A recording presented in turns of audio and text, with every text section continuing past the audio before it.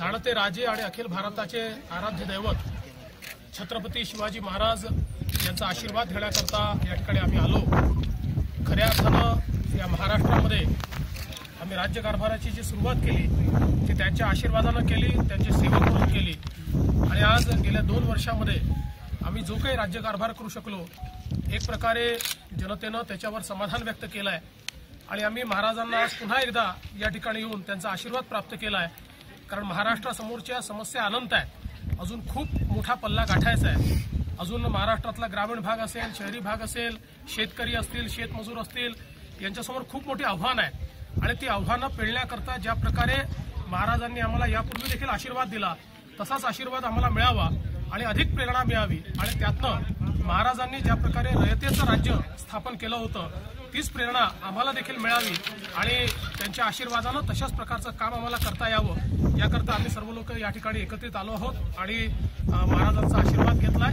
मला विश्वास आहे की महाराजांच्या आशीर्वादानं निश्चितपणे महाराष्ट्राला सुजलाम सुफलाम आणि जो एक स्वाभिमानी महाराष्ट्र महाराजांनी उभा केला होता तो निश्चितपणे उभा करण्याकरता आम्हाला सर्वांना प्रेरणा मिळेल। मी आज या निमित्ताने महाराजांचा आशीर्वाद घेत असताना महाराष्ट्राच्या जनतेचे देखील आभार मानतो। सर्वात महत्त्वाचं म्हणजे पुढे जायचे विरोधात लढले या ठिकाणी कुठलंही राजकारण बोलायचं नाही आहे। आज महाराजांचा आशीर्वाद प्राप्त करण्याकरता आलोय, प्रेरणा प्राप्त करण्याकरता आलोय आणि या रायगडाच्या प्रचंड प्रेरणा आहे। रायगडाच्या कणाकणामध्ये इतका मोठा तेज आहे की इथे आलेला कुठलाही माणूस अतिशय सामान्यातला सामान्य माणूस आहे तरी तो त्या तेजामुळे चांगलं उत्तम काम करू शकतो हा माझा विश्वास आहे। म्हणून ते तेज प्राप्त करून घेण्याकरता या ठिकाणी आलोय।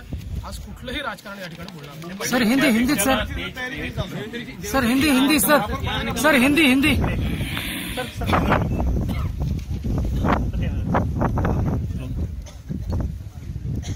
Role sir.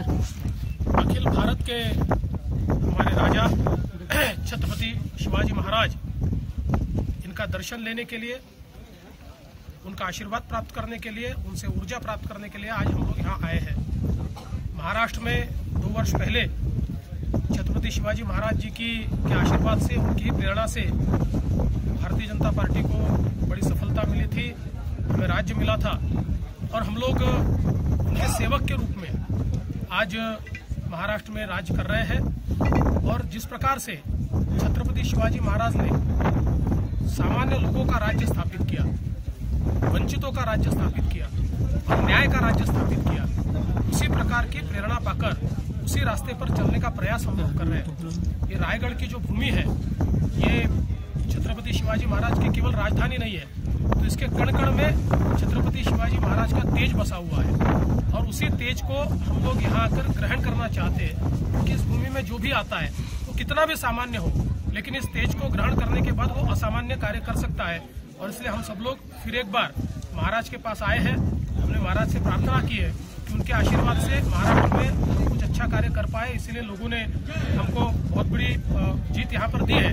लेकिन साथ ही में हमको ये बात अभी भी पता है कि बहुत बड़े पैमाने पर आज भी महाराष्ट्र के सामने चुनौतियां हैं। उन सभी चुनौतियों का मुकाबला करने के लिए हमने छत्रपति शिवाजी महाराज से आज आशीर्वाद मांगा है। मैं आपको याद भी दिलाना चाहता हूं कि आदरणीय मोदी जी ने भी महाराष्ट्र में अपने प्रचार की जो शुरुआत की थी उसी रायगढ़ की भूमि से की थी। छत्रपति शिवाजी महाराज का आशीर्वाद उनको मिला था और जिस प्रकार का यश उस समय प्राप्त हुआ, फिर विधानसभा में प्राप्त हुआ, आज भी हमको प्राप्त हो रहा है। ऐसा निश्चित रूप से यही प्रेरणा लेकर हम लोग सेवक के रूप में काम करते हैं। जिम्मेदारी और बढ़ती है। देखिए जिम्मेदारी बहुत ज्यादा बड़ी है क्योंकि जब लोग विश्वास व्यक्त करते हैं तो मैं ऐसा मानता हूं कि आपकी जिम्मेदारी बहुत ज्यादा होती है।